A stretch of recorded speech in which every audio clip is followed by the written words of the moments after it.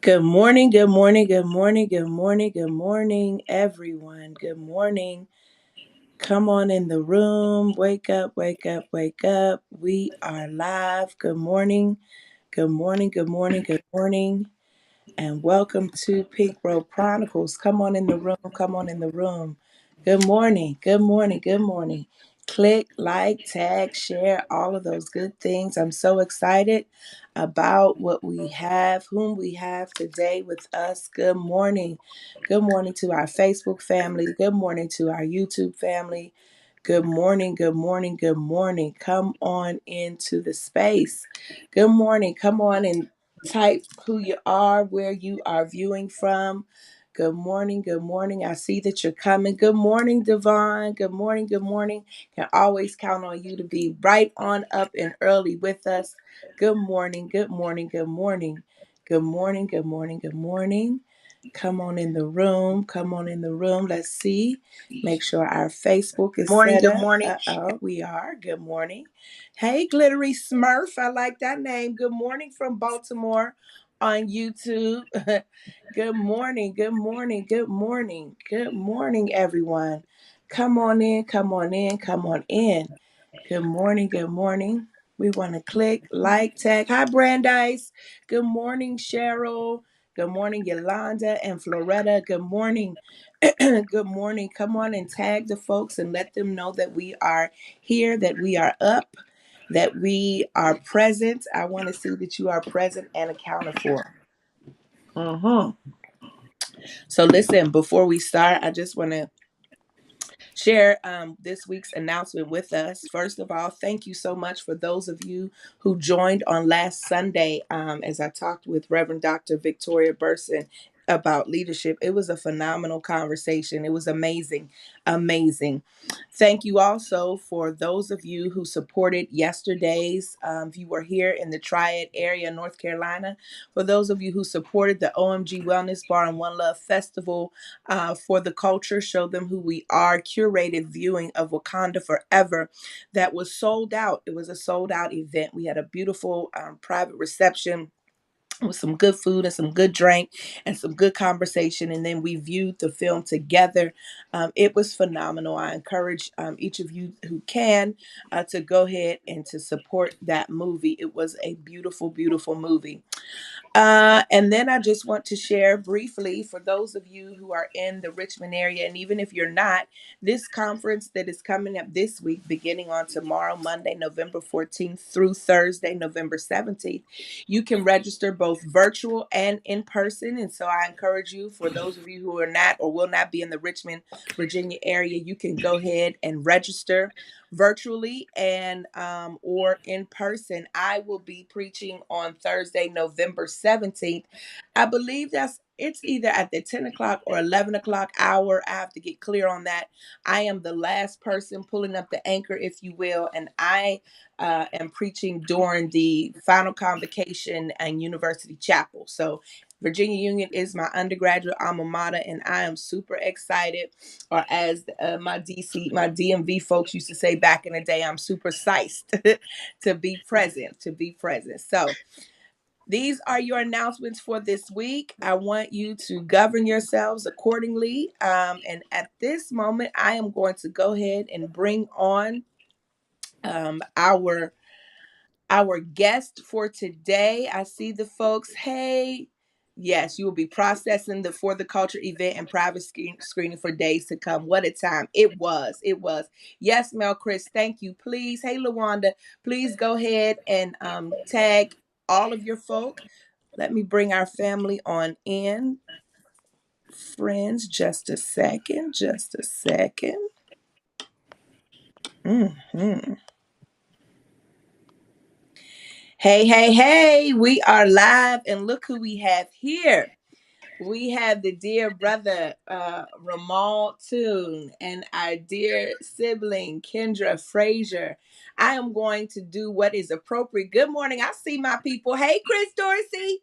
It is good to see your name. Hey, Renee. Hey, Dr. Jamie. Hey, Carm. Thank you. DigiDeacon Carmen is on duty on this morning. I see you, Carmen. You better do it. Thank you, thank you, thank you. Go ahead and click like and share. Listen, I am excited. So I'm going to get to reading these bios so that we can spend the bulk of our time engaging about this powerful book. If there are folks that you know who need to be on, why don't you go ahead, click like and share right now, especially if there are those who are male identified brothers who you think, I mean, this conversation is open and for everyone, and particularly if there are those that you know.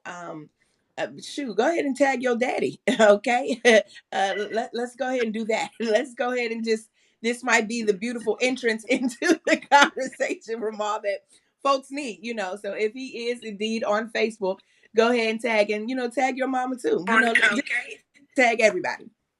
So before we start, I want to be appropriate. I want to introduce my new friend and absolutely feel it in my spirit, brother, Ramal Toon, who is a public speaker and a social entrepreneur. Ramal cultivates purpose and passion that equips people to heal the wounds of their past, bravely offering his own journey as a case study of raw transparency and refreshing honesty. Ashe. Listen, I'm already in from the first sentence. He is an ordained minister, magna cum laude, honor graduate from HU. You know, You my know. spouse, my co-producer, we in here. We are all bison together from Howard University and Duke University School of Divinity. As a speaker, he travels internationally to sharing messages of hope and equips audiences with the skills to conquer life limiting beliefs. I love that line, y'all. Life limiting beliefs. I'm going to cite him every time I say that. Life limiting beliefs. I think that that's going to become a mantra of mine, that I want to release myself from life limiting beliefs. Oof, I feel that. In order to thrive, committed to living into the 6 word sentence that defines his life, he helps people heal their stories. Dang, Ramon, like this bio just preaches. There's so many pieces in here, Ken, that like the whole, he helps people hear their stories, y'all. You should be able to get down sort of your life work in those six in 6 words. We should all be able to do that. His platform and cross-sector relationships have positioned him as a global leader who equips individuals, nonprofit leaders, and executives to recover from setbacks and achieve success. As a social entrepreneur, Ramal created Clear Story Education, a nonprofit that teaches communities about the importance of mental health. He is the Chief Innovation Officer for Selah R&R Inc., which owns, not leases, Come on. which owns Black folk, which owns 5 acres, 5 acres, and is working to bring, hold on, let me put my little clap applause here because we do have applause up in here. Yep, boom, it's applauding right now. Which owns 5 acres and is working to bring a boutique hotel and resort to the city of South Fulton. Ramal currently works at TMS Global as Vice President for Strategic Partnerships. He is the author of 2 international best-selling books, Love is an Inside Job and God's Graffiti. Ramal is the father of Amon Toon, an honor graduate from Hampton University, that would be the other HU, as well as University College of London, and member of Delta Sigma Theta sorority. Ooh, Sarah! Yes. His son Jordan is an honor graduate from Morehouse College, class of 2022, and is preparing for law school at Howard University. Ashe, what a legacy. Friends, family, I want to bring to the stage. He's already here. Our family, Reverend Ramal Toon. I also would be remiss not to introduce my good family member, my good sibling, the Reverend Kendra Frazier, who is a licensed therapist who has been doing this community work for years, who was recognized by the Root 100 as one of the most influential African Americans in 2020 for breaking down barriers and paving the way for future generations in the field of mental health. She is a licensed master social worker and a Baptist clergywoman. Kendra is the CEO of Kind Consulting Incorporated, a mental wellness boutique that supports individual couples and organizations in thriving through therapeutic services, spiritual direction, and trauma-informed trainings. Friends, if you're going to get a lot out of this, but one of the things that I want you to get is for those of you who are needing to rebrand and rewrite and do some things about how to describe yourselves, both of these bios that I am reading should be able to lead you to ways that you can speak about yourself that are affirming and that speak to who you are called to be in the world. Kendra has been featured in multiple print and digital publications, including Vice Magazine, New York Times, and Sojourner magazines. Kendra holds a Master of Divinity from the Candler School of Theology, Emory University. That's also my alma mater and where I met Yes, Kendra. yes. A Master of Social Work, come on Ivy League from Columbia University, and a Bachelor of Science in Business Management for North Carolina from North Carolina A&T University. Shout out Aggie Pride. Come on for Aggie all the Pride. HBCUs in the Yes, yes. virtual room. We are here. We are ready. You all, let me just get to this chat right quick before we get started. Let me see who's blowing it up. Dr. Monica Coleman is in the chat. She says, "Say la." I know that she works with both of you. And Mel Chris, thank you. Mel Chris is tagging everybody in the stratosphere. We appreciate you. Thank you Thank you, Mel again for Chris. those of you who are on YouTube right now. Tam Cole, it's good to see you there. Leah Burgess, it's good to see you there. Devon, I know you're there. Glittery Smurf, I'm speaking to you again and just saying greetings. And just looking, hey, Glency and Floretta, you know, we have to say hi to our people. Hey, Margaretta and Michelle. Hey, Reverend Kaya, it's good to see you this morning. Beverly Stewart, it's good to see you. What's up, my VUU sister from Norfolk, Lawanda? Dana, it's good to see you. All the folks, it is good to see you. Hey, hey, hey. Virtual protocol established. Friends, this book right here, if you don't have this, if you don't have this book, you need this book in your library ASAP. I mentioned it 2 weeks ago that this is the book that we would be engaging in. And it is really a life changer. So, right now, I want to invite Brother Ramal to come on in and to talk to us about the urgency and the importance of this book. Just tell us the why of why you wrote this text. Hey, what's up, Dr. Melva? It's good to be on. Can you hear me fine? We can hear you fine. Cool, cool. And what's up, family? It's good to be in here with everybody this morning. Yeah, so let me get to it. I wish my dad came about really as a desire to heal my own story around the relationship with my father and all of the moments we missed, primarily because both of us, when we met, didn't have the skills to be who the other person needed them to be. And in doing my own healing work, had spent some time with him and things went well. And I just started reflecting on all of these I wish my dad moments and believe that there were people around the world who had these missed moments and wish their relationships were better, and needed to learn how to heal from what was missing so that it doesn't show up and create life-limiting beliefs about who they can become.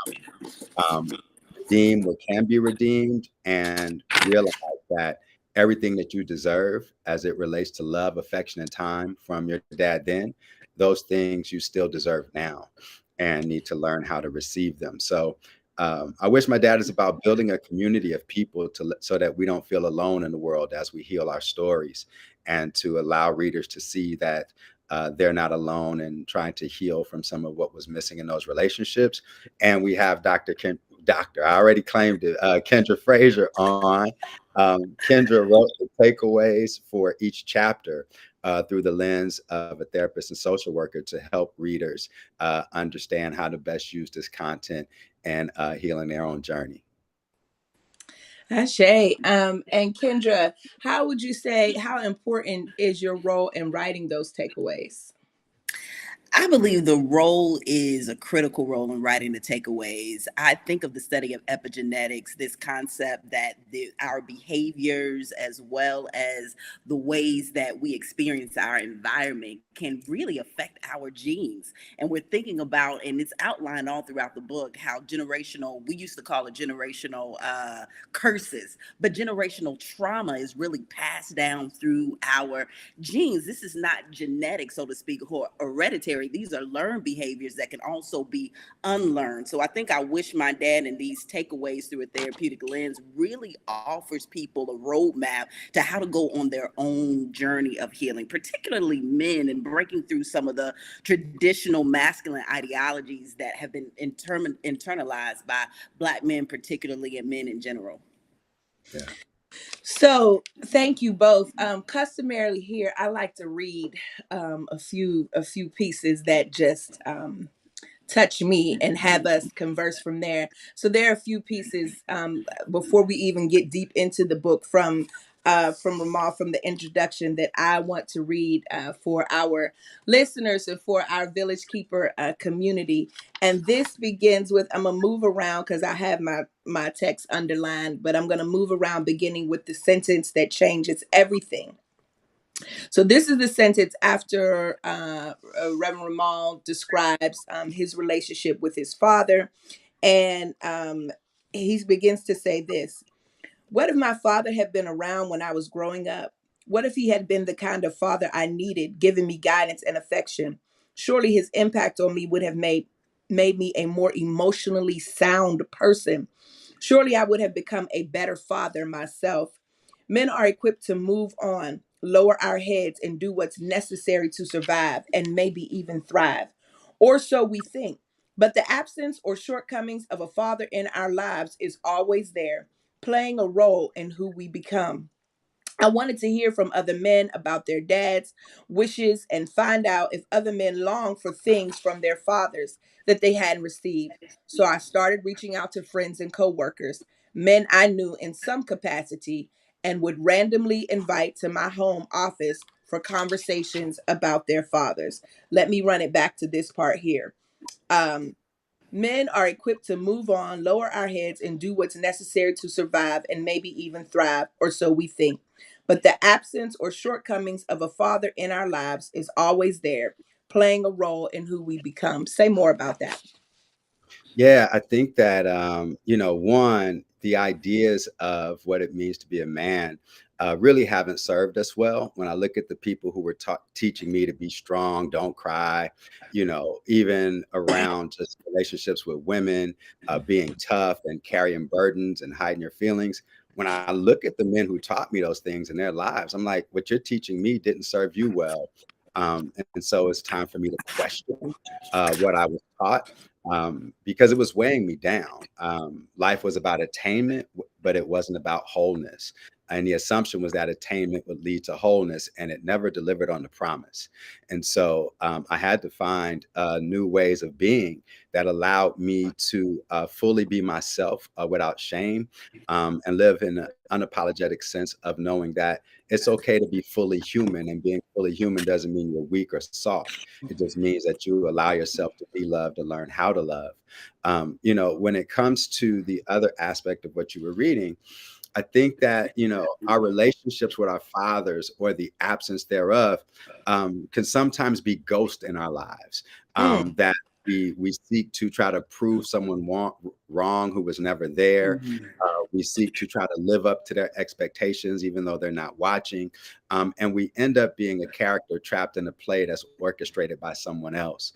And so I think that, the presence or absence of our fathers sometimes can leave us with questions about who we're meant to be in the world. And in doing so, we create a false sense of self and try to chase these ghosts. But I think that in confronting the story, the feelings of loneliness, disappointment, sadness, and even anger, and look those ghosts in the face, they tend to be smaller than we think. And so it deals with what some therapists talk about and Kendra talks about, confronting your shadow self, and learning to love every part of you, and then learning to forgive the parts of you that have held so much anger and resentment because they've slowed you down. And so I wish my dad is about giving people permission to release it and learning the tools on how to do it.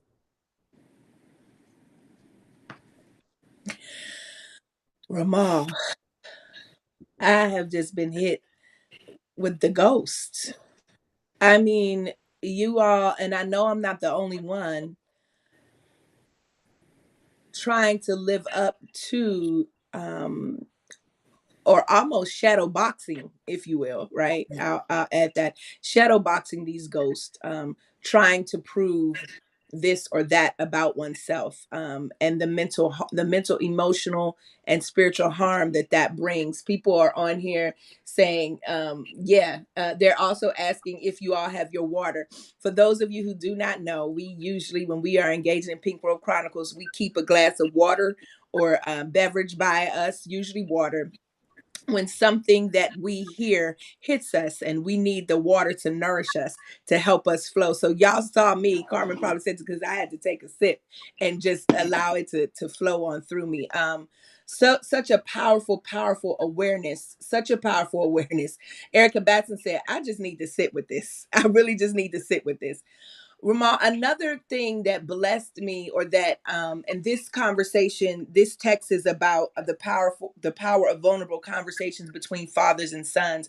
But when I talked to Ramal, we both agreed that this is a conversation for the broader community, and particularly that women should be a part of this conversation. While this conversation is centered on fathers and sons, as those of us who are parenting sons, those of us who are partnered with sons, those of us who have colleagues who are sons, and those of us to in an attempt to get a glimpse, that these stories help us to see those in our lives who are important to us, to help identify sort of where certain ways of being begin. One of the most important and profound pieces in here that touched me was your invitation to your son to join you in converse, to join you, to you asked him, are there things that you wish that I would have done? And you said that his response was, are you sure you want to have that conversation? And then the courage, right, that you had to and get to use to sit and listen. And you said that you were absolutely, there were moments you were not proud of what you heard. It brought you shame, but you knew that at that time it was your role to listen. It wasn't your role to try to justify, this is why this happened, this is why I did this, but it was your role to listen. And Kendra, I want to ask you as a takeaway, why is a father offering a son that kind of space important?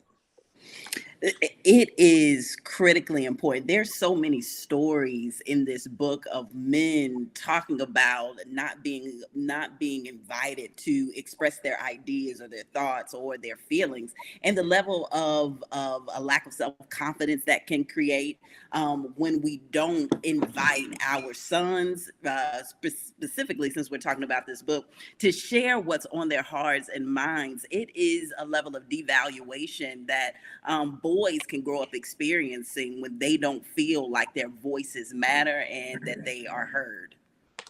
Ashe. I want to hold on one second. Let me get us back. One second, y'all. I was finding a place in here. Let me get us all back on the same page. There we go.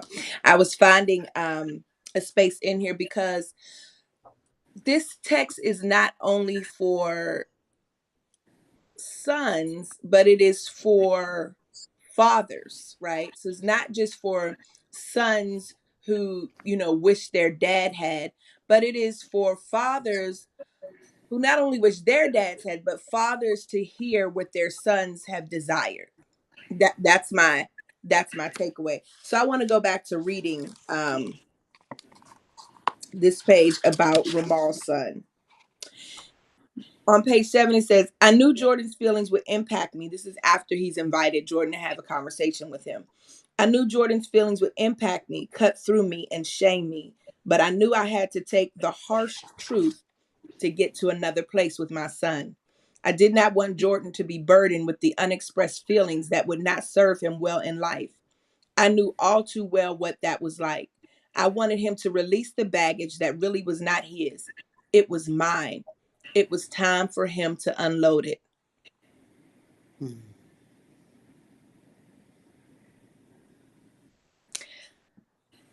I want to say I'm not a son, but I just want to speak to this to say how heavy it is to carry a parent's luggage. Um, and just again commend on this powerful, moving,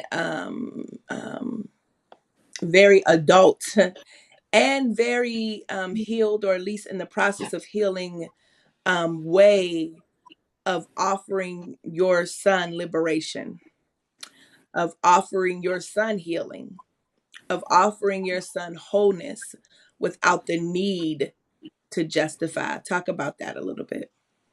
Yeah, there's this saying, our children inherit the work that we aren't willing to do. And in doing my own work and interviewing these brothers about their fathers, I was 3 interviews in when I realized, one, every man cried, but I felt convicted and realized I cannot write this book with any integrity if I don't interview my own son about me, because he certainly has. And I wish my dad's story, because I knew my absence, and I knew I was, in this hustle and grind culture and get more, and trying to be in every important room to validate my own existence, that I was sacrificing my children on the altar of selfishness, and trying to justify it by being a provider. Um, and that left them with this void of my absence and not having my strength and my presence there to be in their lives. And so my daughter has, and I wish my dad's story too. And we haven't had the chance to have our conversation because the pandemic happened. But it was, interviewing him was less about me and much more about him and breaking this cycle in our family. The thing about ghosts is that they live in darkness, right? And so I wanted to shine light on my own story and my own wounds and my own mistakes, and allow him to do the same, so that we can both look at them, name them, in order for him to heal, begin his healing journey, without carrying my stuff. You know, People talk about, the unwillingness to have these conversations, because, we say, what happens in this house stays in this house, but there's a dangerous place between when privacy becomes secrecy. And I didn't want the secrets, of unspoken pain, to haunt my son's life as he lives into his own sense of self, engages in relationships. I didn't want him carrying baggage that was never his to begin with, and I didn't want him to have secrets that were never his to hide. And I told him in a conversation, I said, "You don't have to protect me from myself," because he was apprehensive about naming things. And I said to him, "I know who I was then, and I know I wasn't a good man, but I've done the work to be a better person. So it's okay for you to say what you got to say." And, yeah, it hurt. It hurt through the lens of, having to hear what I already knew about me and my absence. And I knew it because, I knew my mistakes, but I also knew what it was like to not have my dad around. So, for people who read this book, you're right, it's, the power of conversations between fathers and sons. But I've had so many sisters say to me that reading this book, has helped me feel less alone, and as an adult dealing with the challenges with my own father. I've had sisters say to me, I now understand, what was going on, with my son's dad, or what's just going on with this man to begin with, because he's living through the lens of the pain of his father. And so people are getting the book for family members, starting conversations. Fathers who have been longing to have conversations but not knowing how to start are giving it to their sons with the hope that it can get them engaged, in a healing conversation. As my friend Matt Williams says, if you can pass down trauma, then you can also pass down healing. And this is a book that gives people permission to tell the story and permission to break the cycles in order to turn some of that pain into medicine, and pass it down as healing. Ashe, because what would it look like if we began to pass down generational healing? Ah, Mm, my, mm, my, that's my, it. right? If we could shift our focus from the generational traumas, right, to really engage into the generational healing. And that's what this text is doing. The comment is resonating with folks most. I'm looking here at the chat. You don't have to protect me from myself.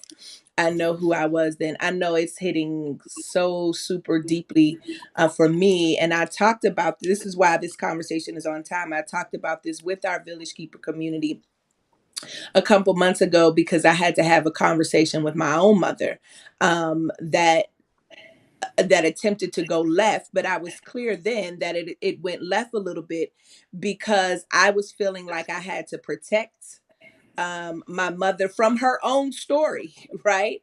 To protect her Mm, from her own story. And at the time, she wasn't willing to acknowledge who she was, right? So that there are often always, and even I find in this text, is often always two things happening at once, right? We can walk and we can chew gum. We can identify these spaces, these things that we need to be healed from, and we can heal. Like it can happen at the same time. I want you all to talk to me. I'm gonna lift up the brother Ernest in the text and ask you some questions about Ernest's story and his takeaways. And then after that, if there are one or two other stories that either of you that just it's the story that this is the one for you, I want you to raise those, Ramal, and then Kendra, you tell us what the takeaways are. So for you all who don't have the book, Brother Ernest is one of the first interviews, and Brother Ernest is I wish my dad didn't silence my voice. Of course, Yeah. I'm not going to read the entire story. Thank you so much, Carmen, Digidika Carmen, and Ramon. See you both putting the links in the chat. Thank you so very much. We appreciate. Thank you all for your comments. If you have questions for Reverend Ramal, Reverend Kendra, please go ahead and put them in the chat right now so that we can get to them and they can ask your questions. Answer your questions. As always, those of you who plan to come with us on the clearing to the clearing to journey with us to the clearing, be on the lookout for the link, and then when you see the link you can go ahead and join right then and there. So this is the story of Brother Ernest. There is power in being able to speak up, especially in challenging situations. An adult's freedom to express himself is often informed by his childhood experiences and the leeway parents granted or did not grant to be vocal. Encouraging children to verbalize their thoughts leads them to feel comfortable in establishing a presence. But forbidding kids to speak up can stunt their willingness to do so later in life. If a young person's voice is silenced, it can result in regret, dismay, and a hypervigilance to make sure his voice is heard. Ultimately, in the story of Brother Ernest, who wishes that his dad didn't silence his voice, Ernest experiences a tragic event wherein he wishes that if he had just had the courage to speak up, that the outcome, I'm not telling you the full event because I want you to get the book, that the outcome would have changed. But it was as a result of feeling that he could never really push back against his dad because his dad had such a strong personality. And really, his dad was a little stubborn. So his dad would not, he believed that his dad would not welcome his voice. And to that end, at a very pivotal moment, Ernest did not speak up when he was receiving the inkling in his spirit to do so. Now, what happens next is not fully the result of why Ernest didn't speak up, but Ernest has lived his life feeling that if he had just had the courage to speak up, to use his voice, that maybe the outcome would have been differently. What Ramal does then is such a beautiful, then he turns to see how throughout Ernest's adult and professional life, because he didn't have because he had not been activated to use his voice, once he became an adult, friends, you all know what happened because we all know those people. Then they're going to always use their voice and they're never going to be silenced, right? And so then Ramal begins to share with us through Ernest's interview about how that showed up in Ernest's intimate partner relationships, around negotiating space and negotiating voice. And then we go on to page 17 where Ernest says, I can laugh about it now, but it created this dynamic where even when I knew I should say something or push back, I was reluctant to do so, Ernest reflects. I wasn't afraid of him. He's talking about his dad. I loved him and the joy of our relationship so much that I didn't want to do anything that would disrupt the equilibrium. So instead of pushing back on something that I knew would agitate him, I would hold it in and keep it quiet. Talk to us about Ernest's story, Ramal. Yeah, Ernest's story is a beautiful story. He actually wrestled with the title of the chapter, but it was he said I wrestled with it because they did have an amazing relationship. It was envious in some ways, and he said, but after reading it and wrestling with it, he said I went home to visit my mom, and we got in an argument, and she said, "Stop cutting me off. You're just like your dad." And he said, that's when I had to accept the truth of the statement. I think for some people, Ernest and many of these guys, they wrestle with the titles because the titles pull out a thread that, if you look at it, is woven throughout their journey. And as Ernest pointed out, he became hyper vigilant in using his voice, to the extent that it showed up in work, even showed up in his relationship with his wife, and how, he was doing to her what his dad had done to him. Like, once he made a decision, it was the decision. And so he, through therapy, is learning to uh, understand that love looks like listening. Love, affirmation and love looks like valuing someone else's opinion and realizing that you're not always right in every situation. And so he's tempered that in some ways. And it's interesting when you see a parent. You ever see some parents with their kid and they introduce them to someone in public and they're like, "Speak up," right? Because the kid seems shy, and it's I've like, but been they never guilty of that. had permission to use their voice at home, but now you expect them to now exercise it in public. And so their silence and their timidity is what you have been nurturing in your household. You haven't, don't ask me no questions. Like, why is a very powerful question. But in my growing up the way I grew up, why, you can catch hands for saying why. As if questions were violent. We in our communities tend to approach why through the lens of it's a violent question. But you got to remember our history as a people of African descent in this country. To question was dangerous in our story, because we didn't have permission to be fully human or fully present in our feelings, even to the extent, and I'm jumping ahead, but when you look at our journey, Dr. Melville, you know this better than many. Um, During our enslavement for hundreds of years, it was dangerous to express feelings or love as people of African descent. You could be beaten or sold, disciplined in some way by expressing love and humanity and affection. And so now, as free people, the generations have passed down that expressions of love are dangerous and feelings can get you in That's trouble. good. When the reality is that, as someone who was free, the ability to say I love you and to hug and to express affection is evidence of my freedom and that I'm not in bondage. And so whenever we're afraid to say I love you or show affection, the question then becomes, what still has you in bondage? You're free to love, and you're free to not feel as if you are going to receive retribution for your ability to express love. So as free people of African descent, our freedom is tied to our responsibility and the power of showing love. It's evidence that you must be free if you're able to say I love you.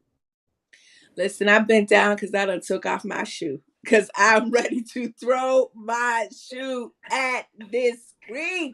Help us, free us from all. My God, my heart is so full.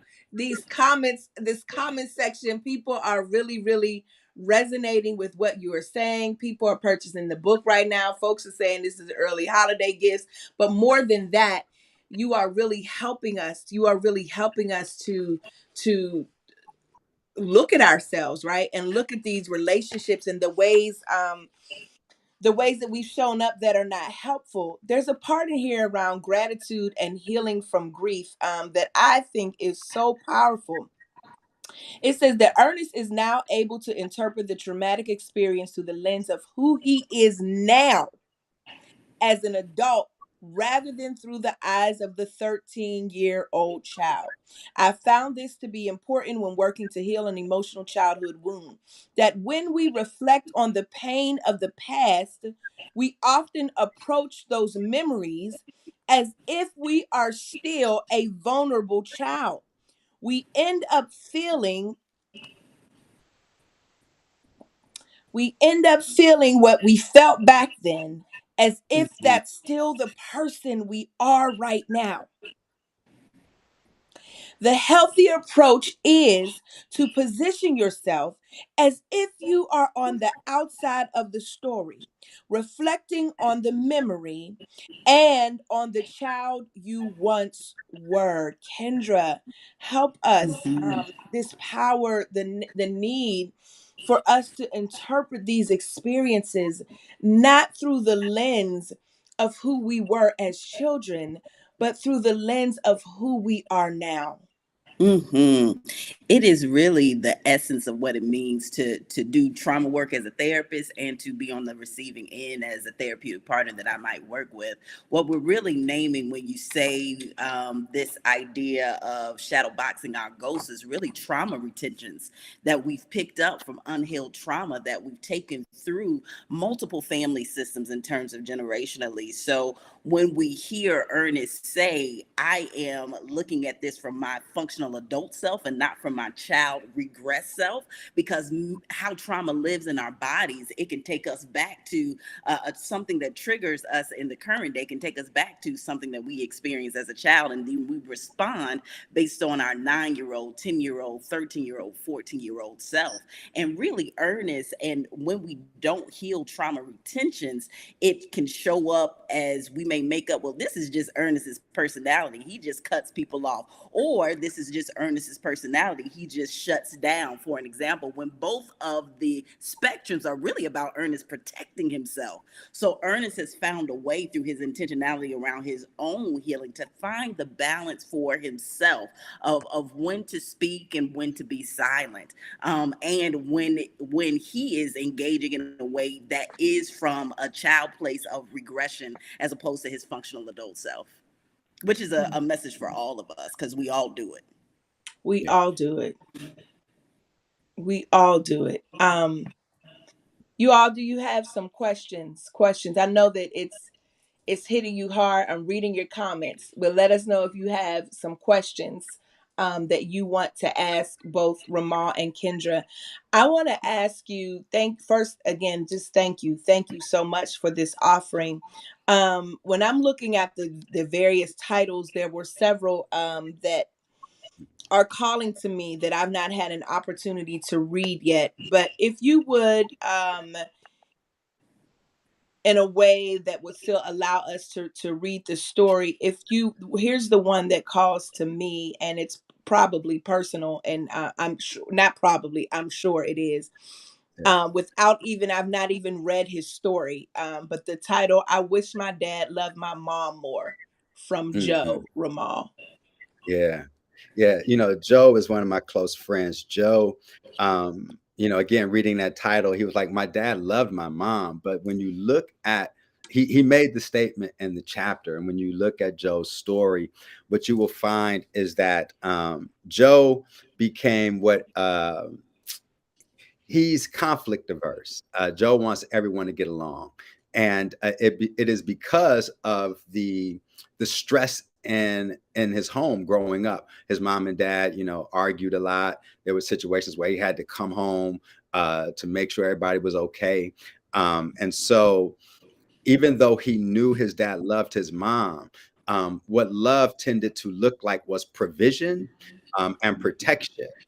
You'll find, his dad had a very interesting career that movies are made of. But protection and provision have become the lens, and interaction was oftentimes contentious. And so for Joe, he became what his friends called the peacemaker, and he's a guy who's always, trying to bring about peace with people. And as a result, even as a leader, you can see how it shows up and how he leads as a pastor.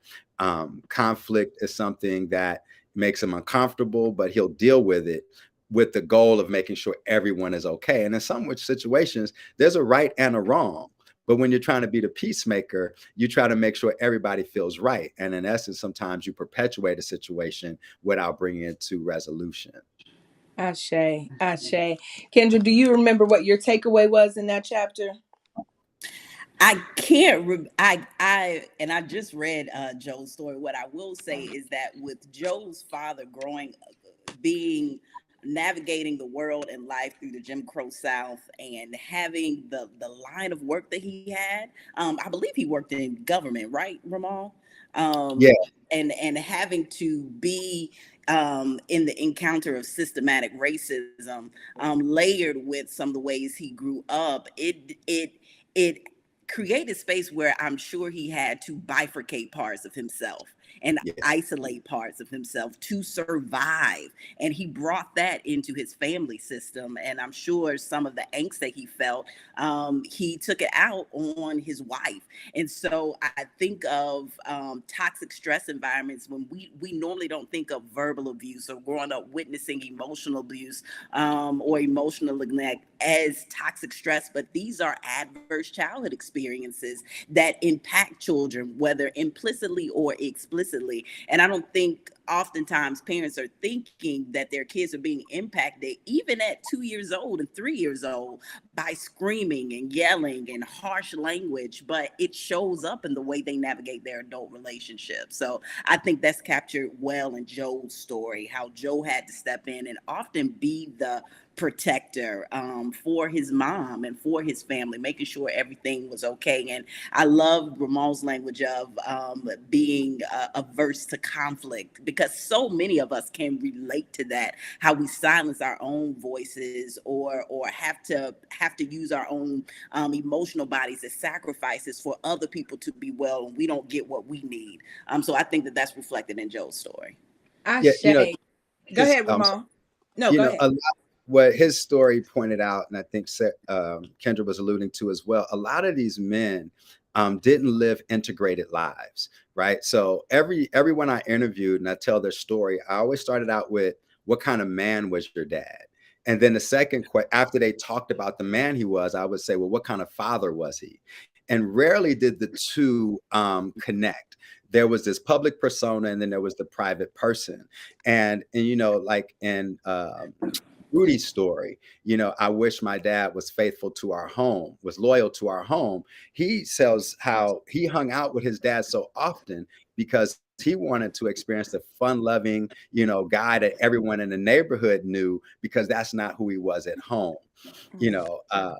So there is this idea of talking about who the man was versus who the father was, and realizing that this was not an integrated life, that they had this dualistic mind, and realizing that one is not, neither is a lie, right? The fact is that people need to learn how to be all of who they are at all times. The love that you show for people, and we have a tendency to do this, especially in ministry or in serving professions, where we give so much away when we leave the home, and we're pouring out, that when we get home, we become selfish and we just want people to pour in, when our families need us to pour into them too. And then so it can create a resentment towards ministry, because it's like you're giving everybody else the love that I deserve, and when you get home, you're shut down, you're isolated, you're tired, because you've given everyone the love and energy that I still yearn for from you too. And so I really, Kamasi's story, I wish my dad gave as much to me as he gave to the movement. I think for some people, we have lived into justice and movement, being a part of movements, to the extent that we have considered our families and our children admirable sacrifices, as as if, and then we end up sacrificing them on the altars of justice and the movement, when God does not require a sacrifice from your home, that no one in your home has to be sacrificed for the movement or for justice. In fact, if you can't treat your family justly and treat yourself justly, then you're actually doing the movement a disservice. Yeah. Preach, sir. And let me tell you who else that works well for. Preachers' kids. Mm-hmm. Yeah. Yeah, God Yeah. sacrifice in Yeah. your home. Yep. Woo! There are some questions. Hey, Baba, Dr. Omato Show. Dr. Daniel Black is on.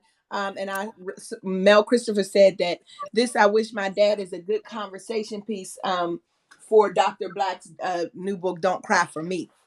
He wants to see those two books in conversation. So there you have it, friends. Y'all should get Done. together and let me moderate this conversation. Me and Kendra, this is good. Thanks, Mel, Chris. Yeah, let's do it. There are a few questions here that I want to offer. God, sheesh. Let me give me a minute to scroll up because I want to try to get the older ones in first. One question is, in what other ways are we living our family, personal, internal lives in intimate service of protecting the myth of white supremacy? Hmm. Well, this is a whole area of another subject. When we look at what white supremacy has done to religion, I think that we oftentimes play into white folks' purity politics about who we're meant to be in the world and how we are supposed to love each other through the lens of what they define as acceptable for us. White folks would love hearing us say that saying I love you and being affectionate is weak, right? Because they know that will keep us separated.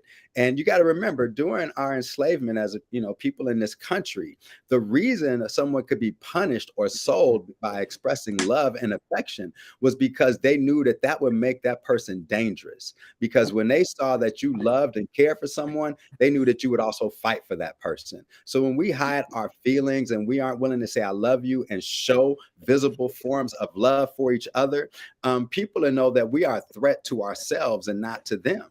And so I think that this whole idea of white supremacy and whitewash theology, I think right now we're in a place where there is going to be there is already a shift in addressing these theological toxic beliefs that have been handed down to us, from a white Jesus, when, we really need to look at who God has always been to us as people of African descent and redeem our sense of self and relationship with God from people who have tried to tell us what it's supposed to look like.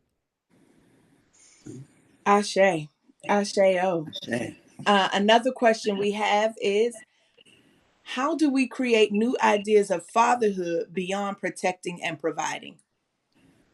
Yeah, so a lot of people in this book, and probably a whole lot of folks on here, will talk about I knew my dad loved me based on what he did for me, right? Or even with our moms, provision and protection were symbols of love, but not the language of love. If you ever meet a confident person who's sure of themselves and centered and has a strong backbone, I'm willing to bet they heard I love you all the time, and they felt the love and strength of a parent's hug, because that way, when they left the house, they knew who they were. So I think these ideas of love need not just be tied to the activity of provision, as if that is evidence of love, because it's an evidence that you care, and it does show some love, but it doesn't replace hearing I love you, you're amazing, you're special, you're beautiful. And you cannot say it enough. Nobody gets tired of hearing I love you and hearing that they're amazing and beautiful. So we need to pour into each other the language of love that fills that emotional tank. Because provision doesn't actually mean you're present. And as some friends and I were talking the other day, the stock market has been crashing. We've been saying, when it comes to the church, there's a theological market correction coming, and that's because we are realizing that what we've been fed as a people is not delivering on the promise. This whole idea of just focus on your intentions, and it's still all about what you want rather than who you really meant to be in the world. And if you align who you're really meant to be in the world with what God says about you, everything that you desire will come looking for you. You ain't got to chase it, it'll start chasing you. And so we have to really redefine what it means to clarify, who am I truly meant to be in the world, and lean into that. And everything that you desire, you won't have to chase it, it'll start chasing you. Absolutely. And I'll add to that it is about disrupting gender norms. I think Hadari Absolutely. Williams' chapter, it really highlights that, which is named "I Wish My Dad Didn't Assert His Masculinity," and his dad's idea of doing his womanly duties, because his father was the one that picked him up for school and took them to school, that cooked the meals. And that is the language of love, to be present, and to activate your presence. But his dad lamented these womanly duties because of his own insecurities about what his masculinity was supposed to look like. When we really, as human beings, have both masculine and feminine energy that have to be balanced. And I think that's what the world is coming into, this greater balance. Y'all, this chat is lit. I'm trying to stay in my seat though, because Ramal, the theological market correction, shit, that is it. That is it. That is it. Dr. Daniel Black said, husbands and wives are supposed to parent each other before the children come. Ooh. Ooh. Hey, hold on. Let me there was one or two more questions, and then we will close out. You all, if you we welcome you to the clearing. The link has already been put in the chat. Our guests, if they have time, I've already emailed it to you all. You have to come to know. You don't go over there yet though. You have to come to know. But just know that in the spirit of what a clearing is for African people, and particularly for enslaved African people, if you understand what a clearing is, then you know what you know, and that's what I'm willing to share with you at this time. And so, for those of you who will come over to the clearing, we will be there just at the end of this broadcast, and where we can have a little bit more in-depth conversation. It is a Zoom. It is a brave space. No place is completely 100% safe, but where we can have a little bit more conversation without being under the view of a broader audience. There was a question here that asked, did you ever see yourself like sort of across the road looking at your father and his imprints on your life, and then look at your son and see your reflection in him? Oh, absolutely. I realized that, and as much as I was trying to be different from my dad, I was very much like him. In fact, my son interviewed me about my dad, and he literally said, "No wonder you got it wrong," because my dad was oftentimes just angry. He was just he's a two-time went to Vietnam twice, and life was all about money and success and stuff. And he was never really present for me. And I ended up doing the same thing with my son. But what I realized, I remember Rudy told me, he said, "You've done enough work on yourself."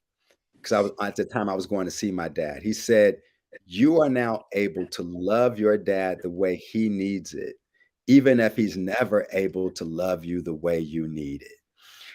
I had a visceral, angry response to that. Because again, I heard him through the lens of a 15-year-old wounded teenager, not the person who has been in therapy for over a decade healing my story.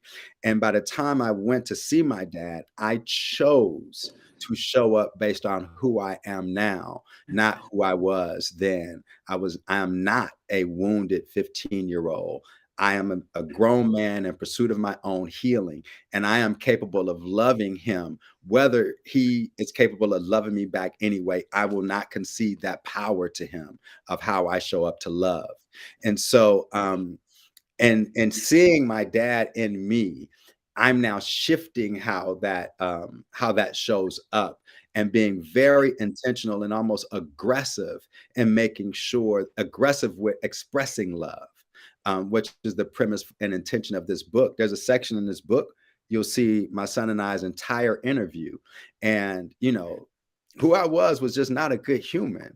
And people say, "Are you sure you want to leave that in there? Because you don't look good." And one, I was like, I wasn't good. And whether I leave it in or not, it's still true. And the reality is, I want men who are living the way I was living and being that kind of person to see themselves and see the impact it's having on their children. And maybe it will convince them to change if they see not only the harm they're doing to themselves, to their children, but to themselves.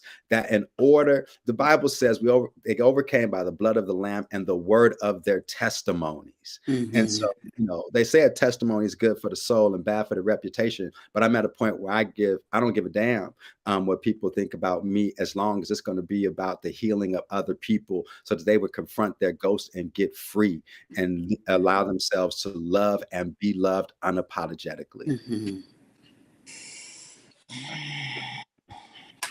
I want us to just take a moment, wherever you are at home or wherever you might be, if you can, as long as you're not driving, even if some people listen to PRC as they are doing their morning walks. But wherever you are, I just want you to take a moment and let's just take some breaths. I want us to inhale, and then I want us to exhale. I want us to inhale again and exhale. Now I want you to inhale in this last time, and when we exhale, I want you to give some sound to your exhaling. I want us to, in our inhaling, I want us to get into our mind all that we have heard today through both Reverend Ramal and Reverend Kendra.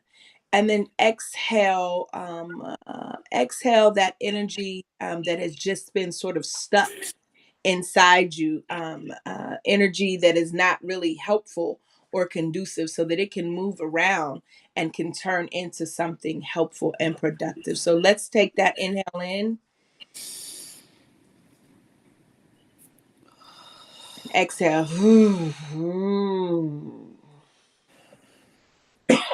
Ashe. I want to ask Reverend Ramon and Reverend Kendra for if they have any closing comments, remarks for us. Brandeis, I saw your question. I want to invite you to bring it, if you are able to bring your question over into the clearing. Dr. Daniel Black says, it is always women who make space for men to grow. It's called the womb. Ashe. Ashe. So go ahead and close us out about, the book, about, why folks should get it, what you hope, whatever it is you want to say to us. Madam President, the Reverend Dr. Angela Sims is on. Listen, there is a broad audience on here. And so give us your closing, friends. Kendra, you want to go first, and then I'm going to close with a final quote from the book. Absolutely. I'll just offer that I Wish My Dad is not just a book. It is a tool for healing, not just for men, but for the entirety of family systems. This is a book to generate conversations that have not been offered yet, to invite people into conversations that you have feared inviting people in conversations into. This is a book to support us in being able to reconcile relationships, not just between fathers and sons, but again, with our families in its entirety. Ashe. Ashe. Thank you so much, Kendra. So this is in the conclusion, right before you read how to have your own I Wish My Dad conversation. And I'll just close with this. I pray that you will find healing where you need it and offer your children the opportunity to heal if they need it. I pray that you will surrender to love and experience it fully so that you can offer it to others. There's a saying that you only live once, but that's not true. You live every day and you only die once. Use this one life to thrive, love, hug, cry, laugh, and be free. I wish you all a life well loved. My. Friends, please join me in letting us thank Reverend Kendra Frazier and Reverend Ramal Toon for their honest offering that they have provided for us. Thank you for this life-changing conversation. Thank you for allowing Pink Robe Chronicles to be a part of the village and to receive this teaching. We invite you all now to come on over to the clearing to join with us as we have further conversation. Ramal and Kendra will be able to be with us for a few minutes, probably not the whole thing, but they will be with us. Ramal, Dr. Black says, I love you, beautiful Black man. I love you too, brother. We need to connect. Ashe, how beautiful was that though just now? Ashe, how beautiful was that? Ashe. And he said, Kendra, you are a world transformer. Facts. Thank you. Thank you, Baba Baba. Thank you, Dr. Omatosho, Black. he is one of our community elders. Phenomenal. We love him. We love you. We love you so much. We love you, Baba, and we love the nation of Ndugu and Nzinga, and we appreciate that the work that you offer this world and the guidance that you provide for this community and so many others. Friends, thank you so very much. We appreciate you. Thank you all. We are headed over to the clearing right now. For those of you who are coming, Kendra and Ramal, the link is in your emails. I sent you a new email. And so just as you wish, and if you don't have time, we get it. But if you could come over for a few moments, that's where we're heading. We'll see you all right over into the clearing. I'm ending our live now.